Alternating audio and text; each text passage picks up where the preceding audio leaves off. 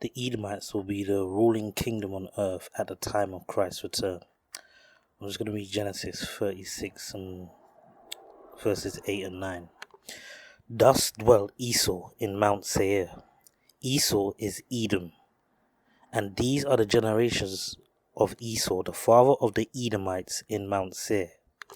So they are known by many names, including Bozrah and Idumea. But this is the nation that will be in power upon Christ's return. I'm going to read Psalms chapter 137 and verses 7 through 9. Remember, O Lord, the children of Edom in the day of Jerusalem, who said, raise it, even to the foundation thereof. O daughter of Babylon, who art to be destroyed, happy shall he be that rewardeth thee as thou hast served us. Happy shall he be that taketh and dasheth thy little ones against the stones. So they are even referred to as the daughter of Babylon. And in prophetic visions, they are depicted as beasts and dragons. I'll just get a few examples of that. I'll start in the book of Daniel, chapter 7, and I'm going to read verses 19 through 21.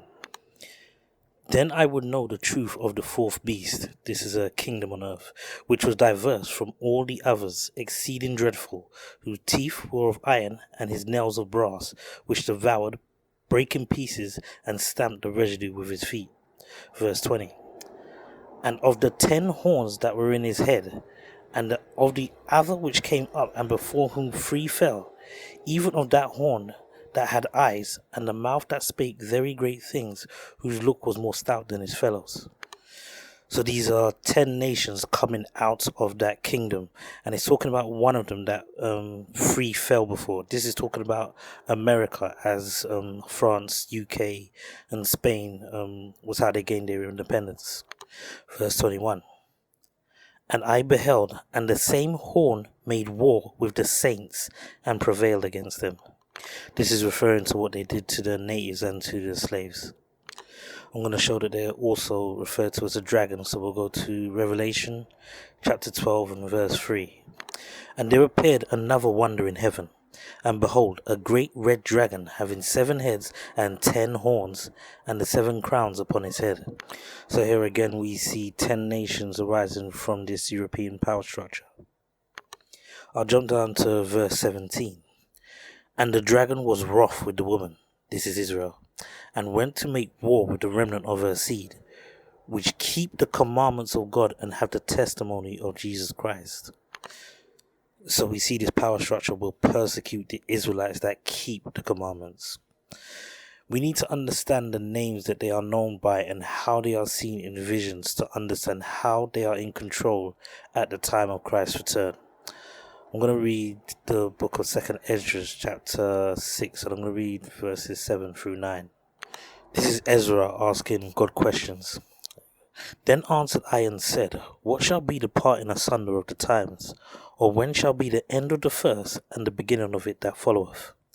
And he said unto me, from Abraham unto Isaac, when Jacob and Esau were born of him, Jacob's hand held fast the heel of Esau. For Esau is the end of the world, and Jacob is the beginning of it that followeth. So Jacob here is referring to Israel. I don't think I've got that before, so I'll just get that right now in the book of Genesis, chapter 32 and verse 28. And he said, thy name shall be called no more Jacob, but Israel. For as a prince hast thou power with God and with men, and hast prevailed. So in 2nd Ezra, it was showing a power transfer from Esau to Israel, when we can see this same transfer of power back in the book of Daniel chapter 7 again. But this time I'm going to read verses 23 to 27. Thus he said, the 4th beast shall be the 4th kingdom upon earth, which shall be diverse from all kingdoms, and shall devour the whole earth, and shall tread it down, and break it in pieces. And the 10 horns out of this kingdom are 10 kings that shall arise, and another shall rise after them, and he shall be diverse from the first, and he shall subdue the 3 kings. Once again, this is just America subduing the French, the English, and the Spanish. And he shall speak great words against the Most High, and shall wear out the saints of the Most High, and think to change times and laws, and they shall be given into his hand until a time and times and the dividing of time.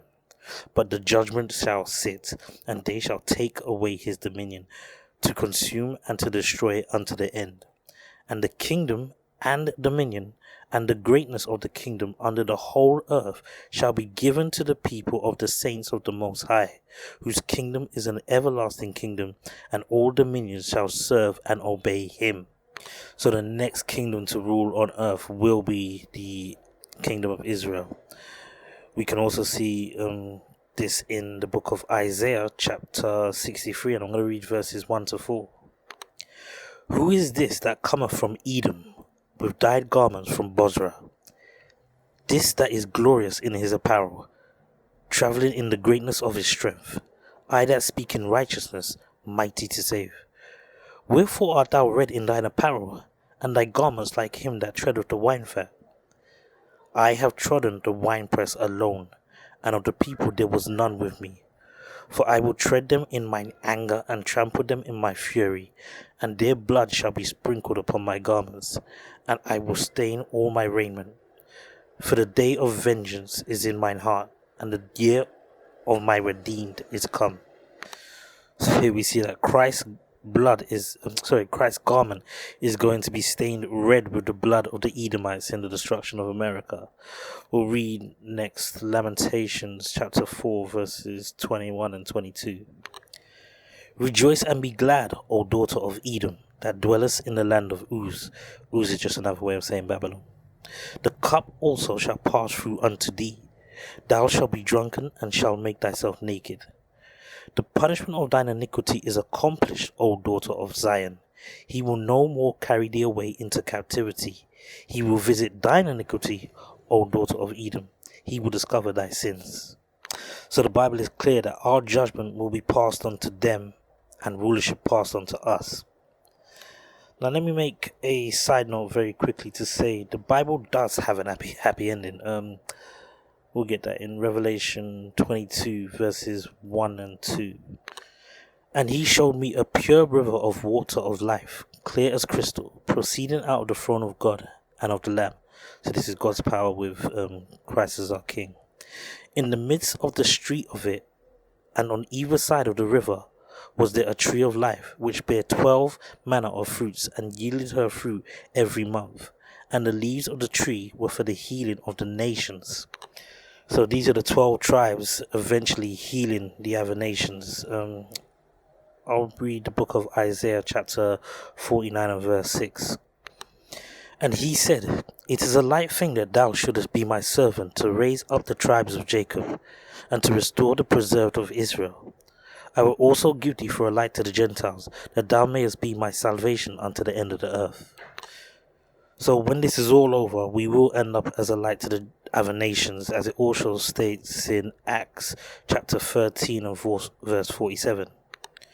For so hath the Lord commanded us, saying, I have set thee to be a light of the Gentiles, that thou shouldest be for salvation unto the ends of the earth. But before we get to this happy ending, these other nations will have to serve 1,000 years in hard bondage to Israel. I'm just going to read the book of Isaiah chapter 60. I'm going to read verses 10 to 14.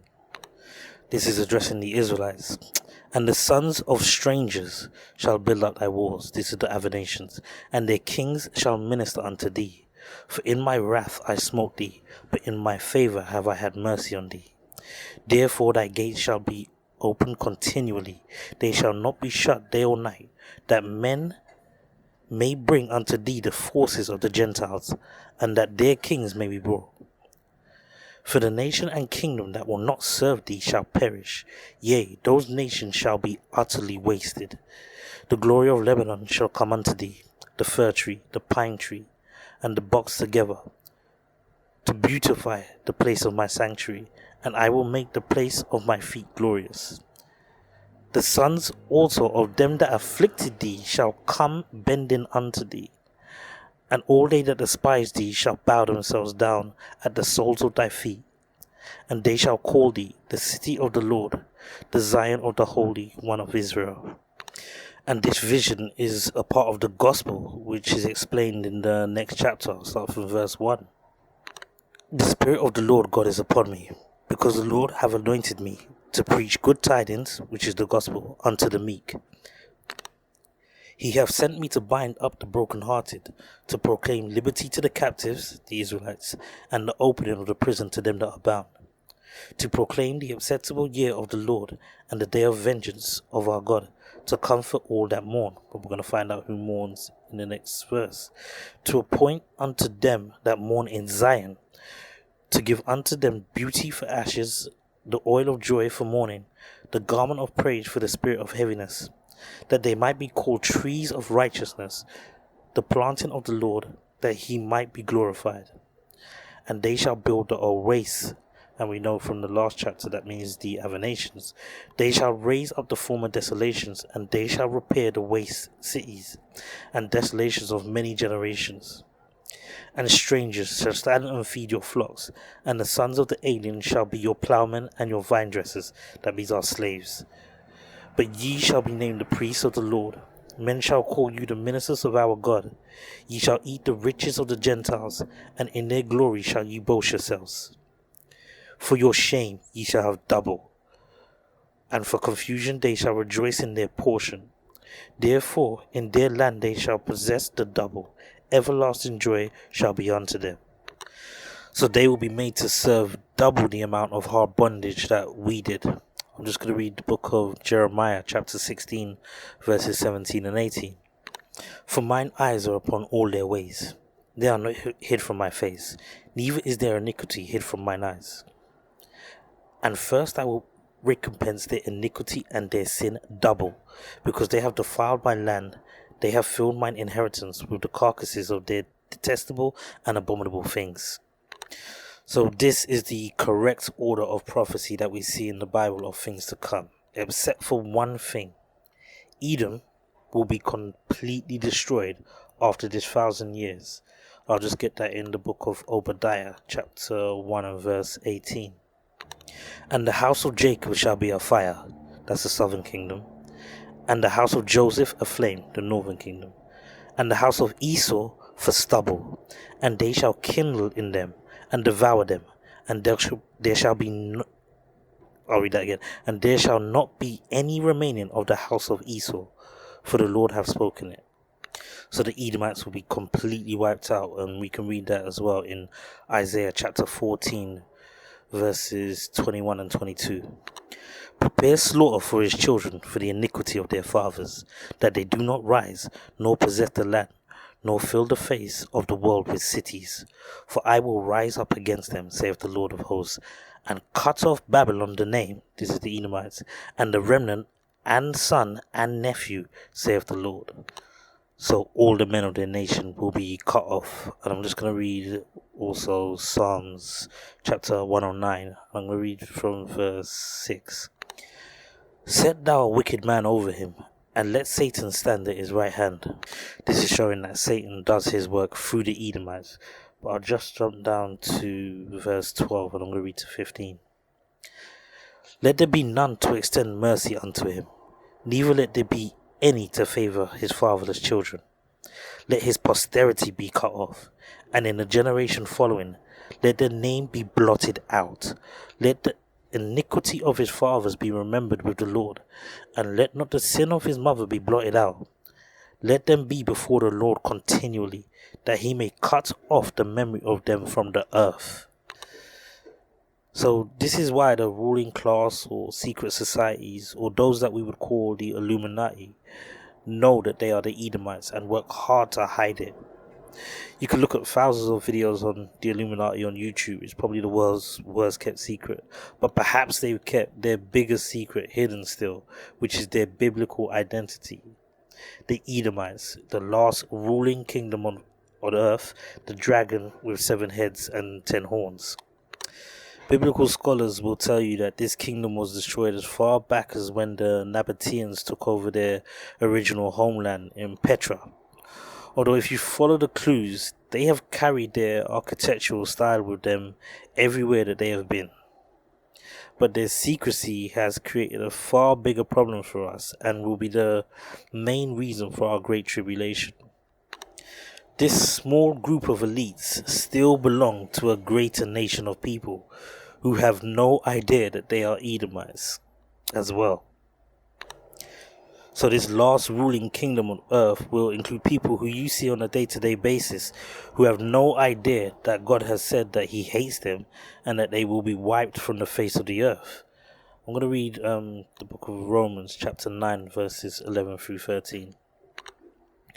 For the children being not yet born, neither having done any good or evil, that the purpose of God according to election might stand, not of works, but of him that calleth.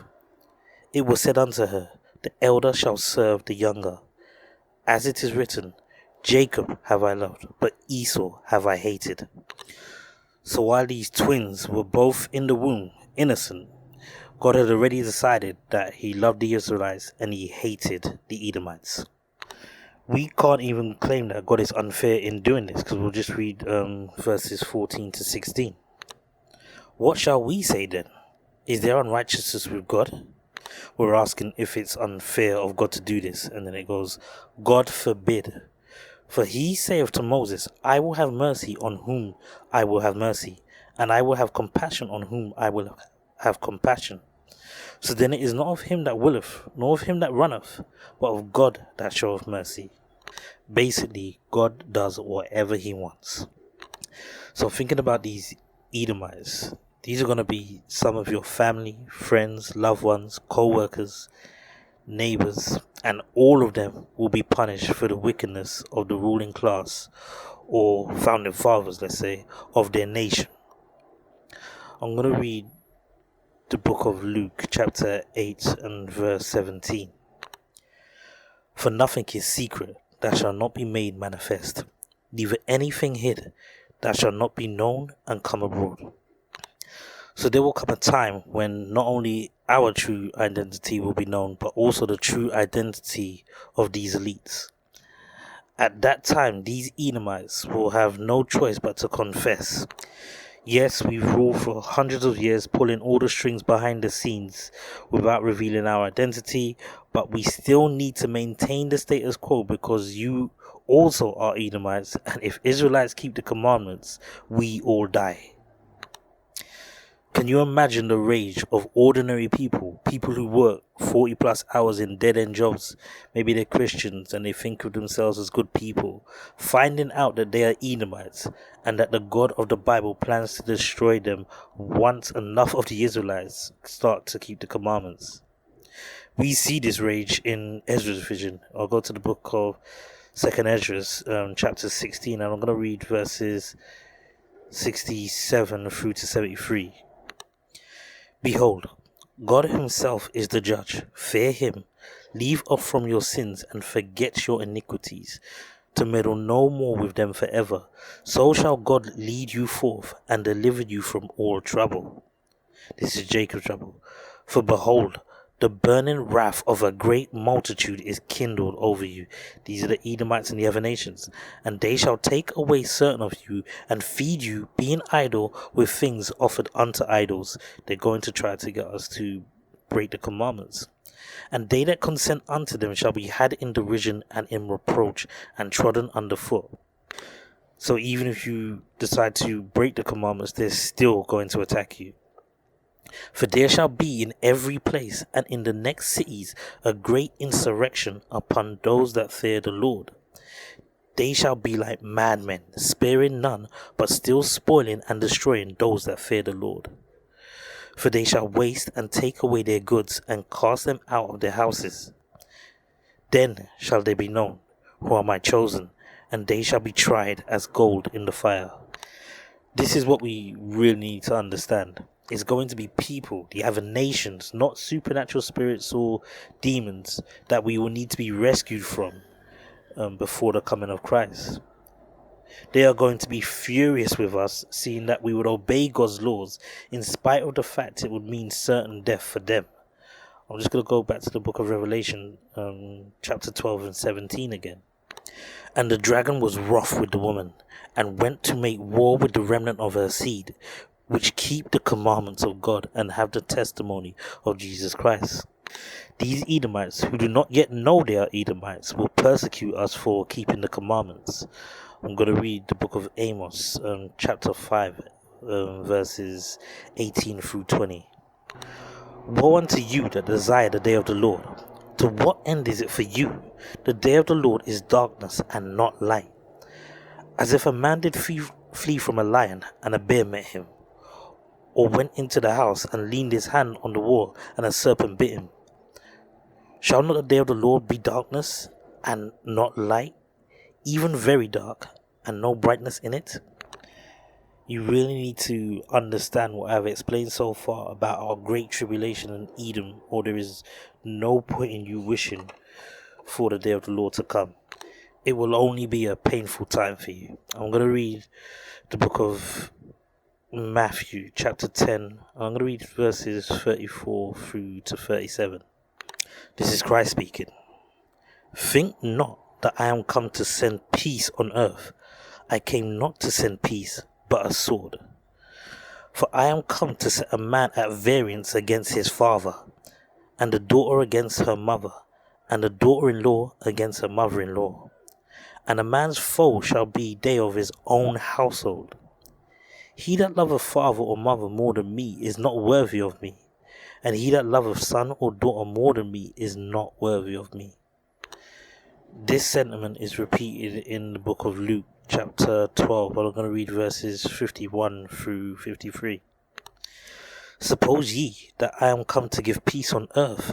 I tell you nay, but rather division. For from henceforth there shall be 5 in one house divided, 3 against 2, and 2 against 3. The father shall be divided against the son, and the son against the father, the mother against the daughter, and the daughter against the mother, the mother-in-law against her daughter-in-law, and the daughter-in-law against her mother-in-law. If you cannot accept this reality, then in all sincerity, don't waste your time with any religion. You may as well go out there and enjoy yourself. Salvation is literally to be rescued from the other nations once the truth of our identity and theirs is common knowledge in the world. But do not be fooled. You cannot protect them by rejecting God. I'm just going to read the book of Proverbs chapter 11 and verse 21.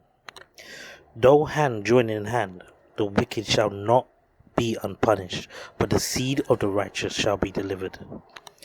And Isaiah also warns us about joining hands with them in chapter 13 and verse 11.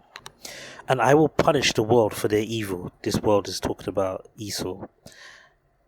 And the wicked for their iniquity. And I will cause the arrogancy of the proud to cease. And I will lay low the haughtiness of the terrible. I'll skip down to verse 15. Everyone that is found shall be thrust through, and everyone that is joined unto them shall fall by the sword. If you're joined with them at the end, you'll end up being destroyed with them. Even though we know from prophecy that some of us will rebel. I'm going to read the book of Ezekiel, chapter 20 and verse 38. And I will purge out from among you the rebels, and them that transgress against me. I will bring them forth out of the country where they sojourn, and they shall not enter into the land of Israel, and ye shall know that I am the Lord. And we can see how they'll be dealt with in the book of Luke chapter 19 and verse 27. But those mine enemies, which would not that I should reign over them, bring hither and slay them before me. Any Israelites who rebel at this time will be killed in front of Christ. We have become so interwoven with the other nations, forgetting that Christ is going to separate the families of the earth again as we once were. I'll read the book of Matthew, chapter 25, verses 31 through 34. When the Son of Man shall come in his glory, and all the holy angels with him, then shall he sit upon the throne of his glory. And before him shall be gathered all nations, and he shall separate them one from another, as a shepherd divideth his sheep from the goats. And he shall set the sheep on the right hand, but the goats on the left.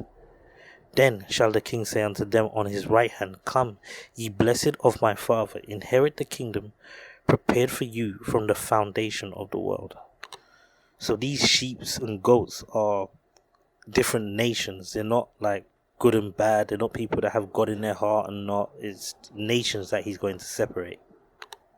This is why the Bible is always encouraging us to separate from the other nations. I'll just read the book of Sirach, chapter 6 and verse 13. Separate thyself from thine enemies and take heed of thy friends. And I'll just read same book, chapter 12, verses 10 through 12. Never trust thine enemy, for like as iron rusteth, so is his wickedness. Though he humble himself and go crouching, yet take good heed and beware of him. And thou shalt be unto him as if thou had wiped a looking glass, and thou shalt show that his rust hath not been altogether wiped away. Set him not by thee, lest when he hath overthrown thee, he stand up in thy place. Neither let him sit at thy right hand, lest he seek to take thy seat. And thou at the last remember my words, and be pricked wherewith. The longer you stay involved with other nations, or the more new relationships you develop with people of the other nations, the harder the time of tribulation will be for you. We understand the physical pain that the tribulation will bring, even death to some of us. But there's emotional pain far worse, to me at least. You don't want to be in a position where your blended family is torn apart and you are powerless to do anything about it. Do you really have it in you to turn your back on someone of another nation who may have shown you kindness at the commandment of Christ? This is why we will have rebels. But rebelling won't help you to avoid the heartache. And there are so many other scriptures showing what God will do to them. How do you build sincere relationships with them, knowing and believing the prophecies of God? Do you at least tell them the truth? I'll give examples. I'll show in the book of Isaiah, chapter 34, verses 5 through 8. For my sword shall be bathed in heaven. Behold, it shall come down upon Idumea, and upon the people of my curse to judgment. The sword of the Lord is filled with blood. It is made fat with fatness, and with the blood of lambs and goats, with the fat of the kidneys of rams. For the Lord hath a sacrifice in Bozrah, and a great slaughter in the land of Idumea. And the unicorns shall come down with them, and the bullocks with the bulls. And their land shall be salt with blood, and their dust shall be made fat with fatness. For it is the day of the Lord's vengeance, and the year of recompense for the controversy of Zion. Next I'll get Jeremiah chapter 49 verses 10 through 13. But I have made Esau bare. I have uncovered his secret places, and he shall not be able to hide himself. His seed is spoiled, and his brethren, and his neighbors, and he is not. Leave thy fatherless children, I will preserve them alive, and let thy widows trust in me. For thus saith the Lord, behold, they whose judgment was not to drink of the cup have assuredly drunken. And art thou he who shall altogether go unpunished? Thou shalt not go unpunished, but thou shalt surely drink of it.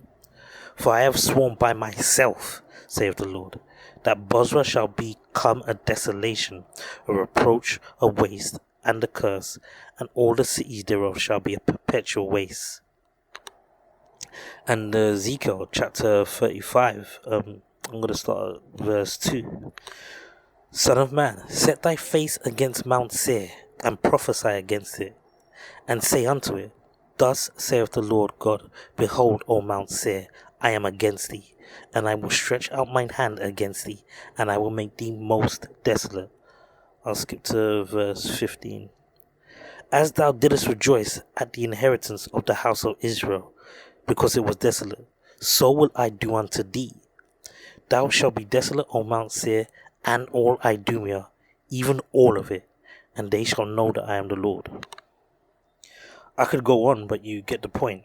I would feel guilty building friendships with people the Lord hates and has said that he's going to destroy. But that shows a difference in character between us and them. I'll show how in Psalms chapter 35, 14 through 16. I behaved myself as though he had been my friend or brother. I bowed down heavily, as one that mourneth for his mother. But in mine adversity they rejoiced, and gathered themselves together. Yea, The abjects gathered themselves together against me, and I knew it not. They did tear me, and ceased not. With hypocritical mockers in feasts, they gnashed upon me with their teeth. They literally mock us in their holidays, numerous Independence Days, Thanksgiving, celebration of honored slave owners. Yet we still hang on to the lie they fed us of being able to integrate with them. I'm just going to read the book of Habakkuk, chapter 2 and verse 3. For the vision is yet for an appointed time, but at the end it shall speak and not lie. Though it tarry, wait for it, because it will surely come, it will not tarry. So this is a vision concerning Edom in the end times, and I'll just carry on. Behold, his soul which is lifted up is not upright in him, but the just shall live by his faith. Yea also, because he transgresseth by wine, he is a proud man, neither keepeth at home, who enlargeth his desire as hell, and is as death, and cannot be satisfied, but gathereth up unto him all the nations, and heapeth unto him all people. So this is what they do when they colonize every nation. I'll just go on in verse 6. Shall not all these take up a parable against him, and a taunting proverb against him, and say, Woe to him that increaseth that which is not his! How long? And to him that ladeth himself with thick clay. Thick clay is referring to debt here, and we all know how much the Americans owe the Chinese. We need to be honest in our worship and what the Bible tells us. No individual can escape the fate put on their nation. We know as much from our own prophets who were in captivity, Isaiah, Jeremiah, Ezekiel, and Daniel. They could not escape Israel's punishment. This will be the same for the other nations and the Edomites, who won't escape total destruction, no matter how much of a good person you perceive them to be. I did this video to show an ugly truth of the Bible, which will allow you to worship in truth and sincerity, instead of how some Israelites I've seen who pretend that this won't be the fate of the Edomites, or maybe try to avoid the fact that the other nations will have to serve for 1,000 years. This also shows our error as a nation has always been our refusal to separate ourselves from the other nations as God instructed. I'll just read the book of Isaiah chapter 30 verses 12 and 13. Wherefore thus saith the Holy One of Israel, because ye despise this word, and trust in oppression and perverseness, and stay thereon, therefore this iniquity shall be to you as a breach ready to fall, swelling out in a high wall, whose breaking cometh suddenly at an instant. We put our trust in other nations more than we do this word, but I hope that this video shows us why we shouldn't do this. I think I'll leave that here. All praises to the Most High.